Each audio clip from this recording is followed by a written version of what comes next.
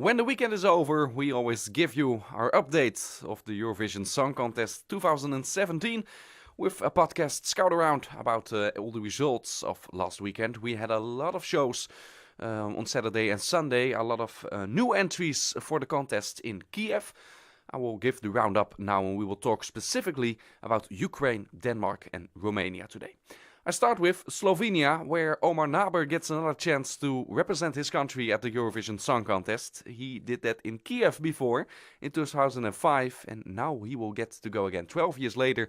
Let's hope he will qualify this time around with his song On My Way. Another familiar act that will return to Eurovision is Sunstroke Project. They represented Moldova in 2010 and now will also return to the contest with the song Hey Mama. It was a very, very tight finish in Moldova as Sunstroke Project won the televote and came second in the jury vote. And it was the other way around for Ethno Republic. But in the end the televote was decisive and Sunstroke Project will go to Kiev. The host nation, Ukraine, they also picked their song for Kiev. A lot of eyes were focused on Tajana with her very strong vocals, but in the end it was a rock song by O Torvald who won. The song Time will represent Ukraine in Ukraine. I will talk about it with our Ukraine expert, Sadie Trent. Sadie, were you surprised by the winner?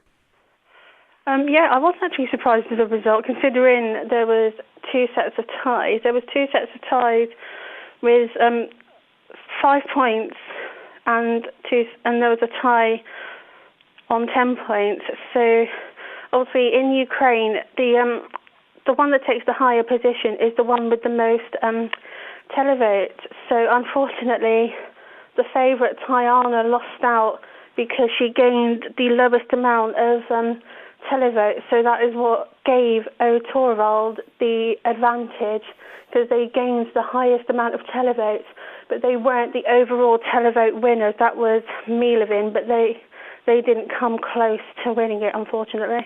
Yeah, and Tajana with the very strong vocals, that would have been a good contender for Eurovision, maybe.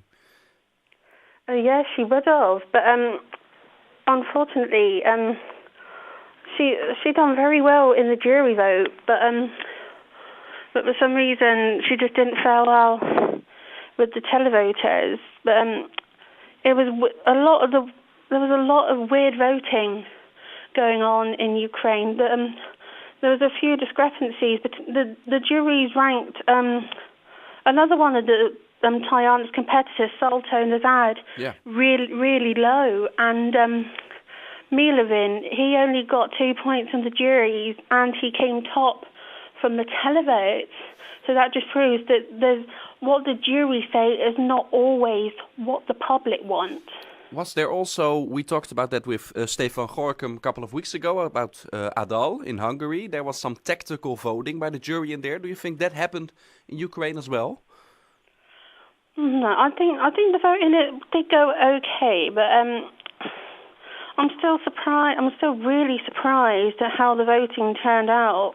But I think what let Salto Nazad down, who was Tajana's main competitor, was that he pulled some random woman who ended up being some old dancer out of the audience. So I think, sadly, yeah, it was a gimmick, but it was a gimmick that didn't work for him. But yet no one else had a gimmick to use to their advantage. So it let him down, unfortunately.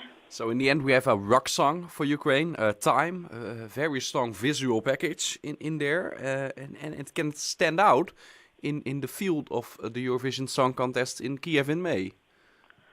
I hope it does, considering 90% of the songs that have been selected so far are ballads. Yes. And I think having a rock song along the lines of Highway, they remind me of Highway, like with their rock song that they had. I think it will stand out. And as you said, the visual package, they've got it all. But I think what is going to let Ukraine down badly, and I hate to be the party pooper here, that's what's going to let them down is how they organise the contest. I think people are going to look to that and think, oh, they don't want to win it again. They're not going to be able to host it again. So why should we vote for them if they're not prepared to to host it if they can't host it again. But do you think that will be something that will happen to televoters or to juries voting in May? I think it's what will happen most likely to the televoters. The juries obviously will still vote professionally. I think, if anything, because obviously it's us, the public, who have taken more notice, and it's us who have got to know the stories a lot better, and it's us who have become more angry with the stories. But again, I hate to be a downer on the situation, but I think it is going to be the televoters who punish Ukraine for what has actually happened. I hope they don't, but I think they might. When we talk to you as our Ukraine expert, of course, for EC Daily, and you're covering the topic right now as well, do you think everything will be ready in time, as the EBU, as John Olassand still says, it will be? Now, I am pretty confident now. They've brought in Christer Bjorkman from SVT, as we know him from the 2016 contest in Stockholm, the 2013 contest in Malmö, and from Melody Festivalen. So I think with him now on board, I think they can now move quickly. And I know they haven't revealed the names of the people who have replaced Victoria Romanova and Alexander Karabin, but I think now, we're on the right tracks. Now we've got the hosts and everything. I think now we're on the right tracks. Yeah, there's still a few issues with ticketing, so I understand, but I think we're on the right track now. Let's go on to Denmark, and that's a bit special for us because we from ESC Daily are based in Australia, and we have an Australian singer who will represent Denmark. Her name, we know her from last year, of course, Anja Nissen, the voice of Australia a couple of years ago. Last year she came second in Denmark. Now she will go all the way to Kiev with the song Where I Am. And our Ellie Lindo was at the scene in Denmark, and after the final she got to speak with Anja Nissen.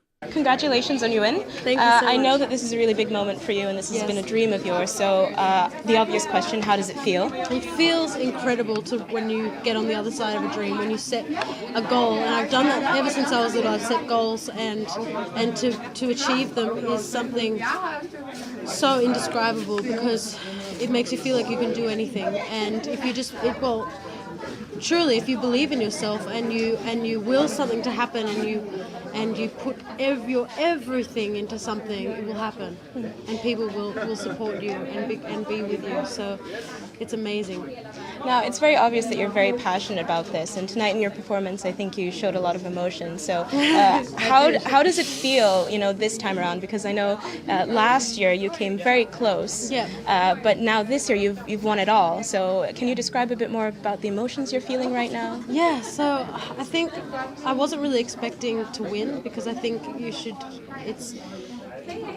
don't want to set yourself up for something high and then it doesn't happen, so that then it feels worse, and that's what I kind of did last year. Like, as in, I didn't know what to expect, and I didn't prepare myself really for anything. I was I'm not very well known in Denmark, and as an artist, like I am in Australia, so it's very different to be here and be accepted the way, to be accepted here, and that I feel so proud that the Danish people have taken a liking to my song and my music, and I can't wait. This means that I get to share so much more music with you, and that makes me so excited because I have so much more to show you. And to ask another obvious question, how does it feel to be competing against Australia now? So how does it feel to be competing against Australia? It feels. I don't feel like it will be competing because I feel like I'm in love with both countries, really, and I'm always split. When I'm in Australia, people are like, "Where are you from?" And when I'm in Denmark, people say, "Where are you from?" So I belong in both, but in some way I'm always torn. I'm always split. So I think competing against Australia is going to be an amazing journey, an amazing outcome either way. I think we can help each other. Okay, one last question then. Yep. How's your Danish? My Danish is heaps better, like so much better. And I need to practice. And it's just really hard in Copenhagen because so many people speak English here in Denmark. But I really want to learn the language. That's something I've always wanted to do. But everything I've learned so far has been in like 9 months. So I've learned the language pretty fast. But it's just technical things now and remembering and practicing so I don't have to have it written down or, things like that. Anja Nissen, who will represent Denmark at the Eurovision Song Contest. She was talking to our own reporter Ali Lindo. On to Lithuania then, where we have the semi-final field complete now. 4 new qualifiers for the show of next week, where Sasha Son and Aiste Pilvelite are already qualified. Now we have another couple of names. Fuzet Mark with the song Reign of Revolution. They won the show last Saturday. Gabrielus Vagelis also qualified, as did Paula and Kotrina Juot-Sevichuti, or something like that. It's a difficult name for me. In Sweden, we're a bit more familiar with the names in there. A lot of familiar faces took part. Lorraine, Eurovision winner, of course, in 2012 in Baku. Quite surprising that her song Statements didn't qualify for the final straight away. She will go to Andra Gansen next week, as will Axel Schulström. Direct places in the final were there for Jan Henrik Fjallgren. We still know him, of course. Now he did it together with Aninia. And also directly in the finals, Victoria, who also took part in Melodifestivalen last year. Iceland also started their shows of Sungva Kepnin, the first semi-final. 3 qualifiers were there after that first show. Next week we will have the next semi-final in Iceland, as we will complete the final field over there. Romania, they are back in the contest. Were disqualified, of course, last year. Now they are back. The semi-final, a big semi-final. Many songs that qualified in the end for the final of next week. And we had someone at the scene. Steve van Gorkum, our chief editor of ESC Daily. What was it like over there in Romania? Well, it was, first of all, very foreign-friendly. We were welcomed by the TVR with a lot of enthusiasm. Not a lot of facilities though.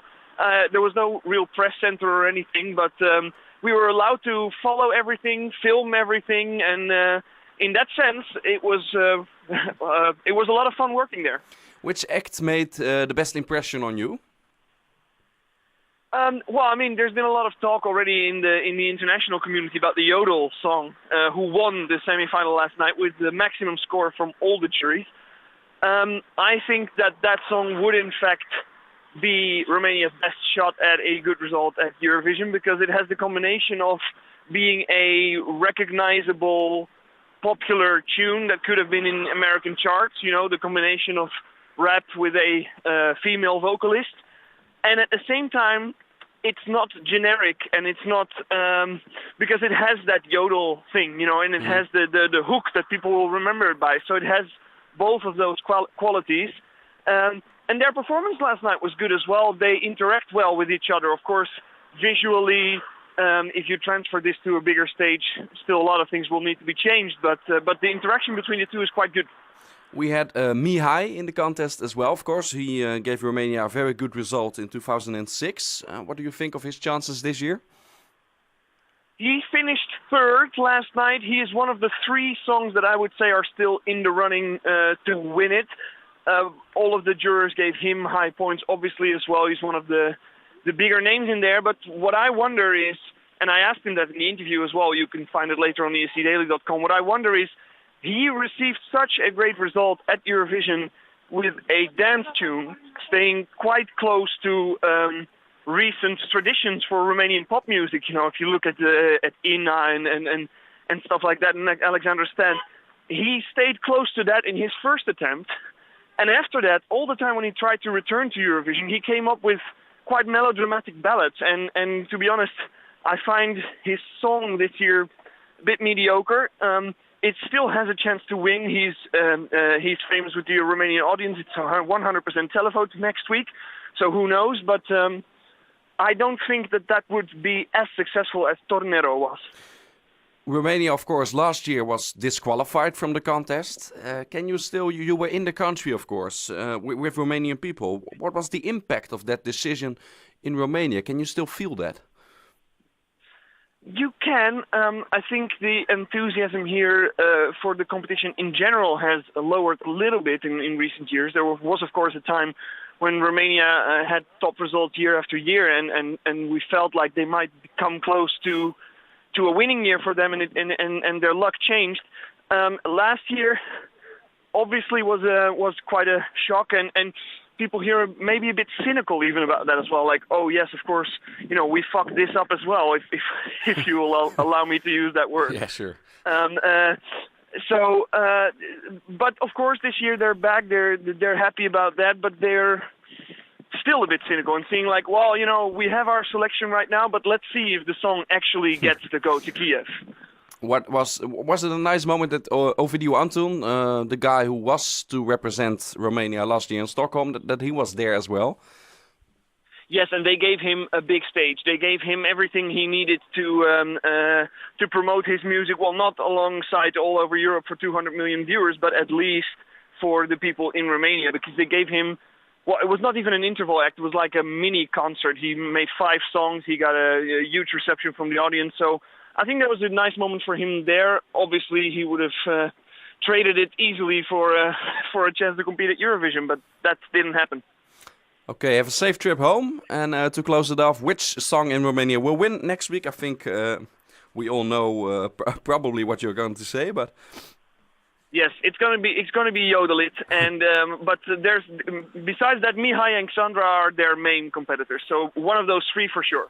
Thank you, Steve. 2 more shows to go. With Latvia, I will start as they picked their song for Kiev. Triana Park, a famous name a bit. Already in Latvia, they took the victory with the song Line. And now we'll go to Kiev for Latvia, and let's hope they will do well again. And in Portugal, after last week with many big talents that took part in Festival da Canção, we now saw a couple of names that are not that familiar, at least not for people who are not from Portugal. In the end, Celina da Piedade was the best act. She qualified as number 1 for the final of Festival da Canção, alongside Jorge Benvida, Pedro Gonçalves, who won the televote last Sunday, and Helena Dagua also qualified among the 8 finalists in Portugal. We have a very busy week ahead, many song presentations. You can follow it all on escdaily.com, and next Monday I will be back with a podcast going in depth about a couple of countries. Till then.